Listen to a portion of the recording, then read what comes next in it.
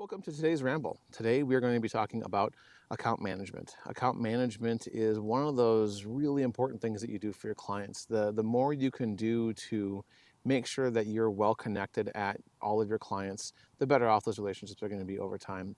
And it's also far easier to sell new things to your existing client base than to go sell to brand new clients. So let's make sure we get your account management dialed in. So let's talk about some best practices today.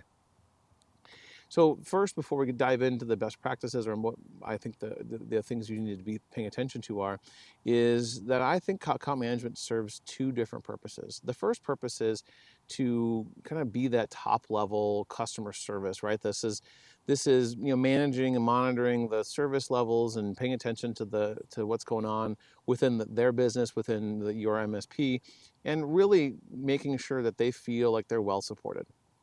And this is usually done with an IT liaison, right? So it could be an office manager, CFO, just somebody that knows how to turn on and off a computer a little bit better than everybody else, right? It's whoever that person is, that's one of the relationships.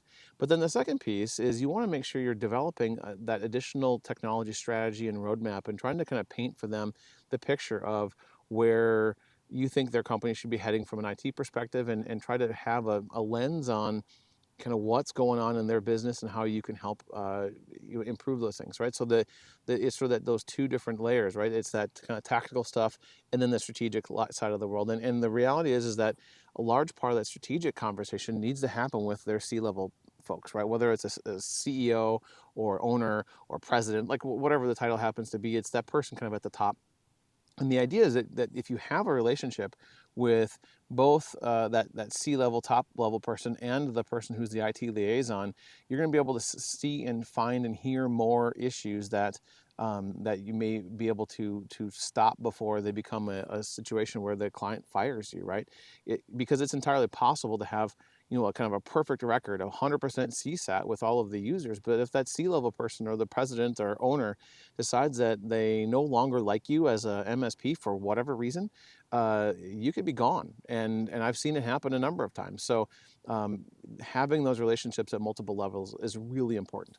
So the other thing here is that you want to be mindful about having meetings with your client, right? It's really important that you have some level of strategic business review, and I wouldn't call them quarterly business reviews because that could cause you some contractual issues maybe.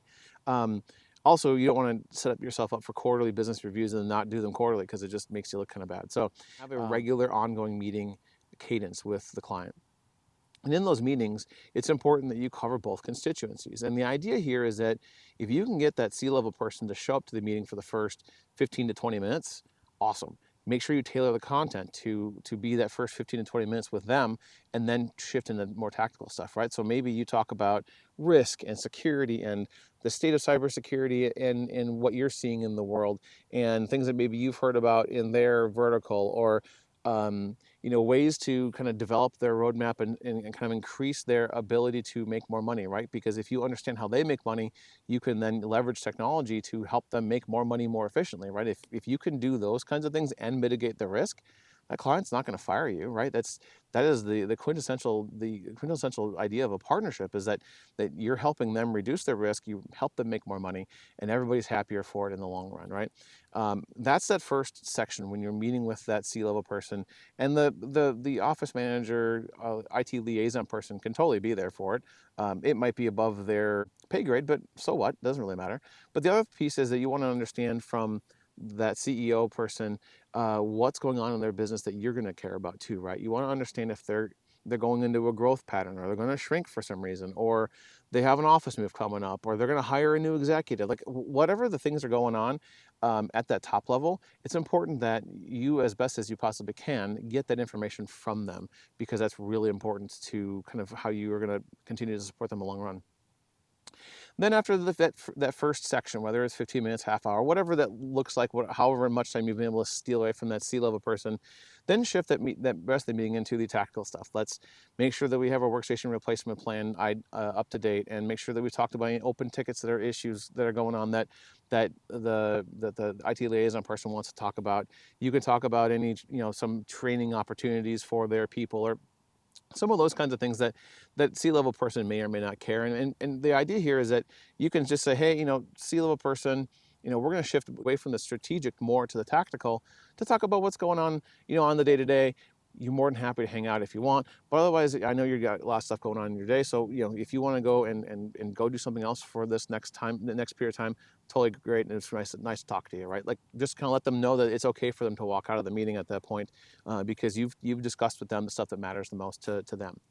And then go into that stuff, go into the workstation replacement plan, and go into the open tickets, and go into the recently closed tickets, and talk about why this user is frustrated about a thing, and like whatever the rest of that content is. But that's when you get into that.